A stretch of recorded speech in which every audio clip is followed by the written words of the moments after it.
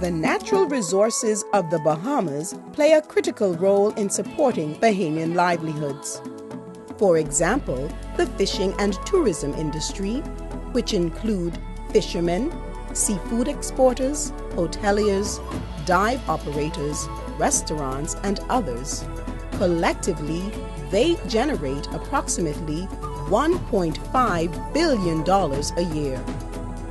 Therefore, we must respect and preserve what we have.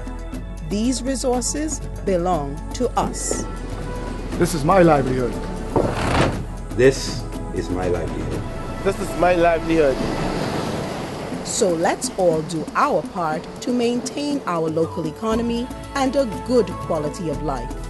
Remember, if we take care of nature, nature will take care of us.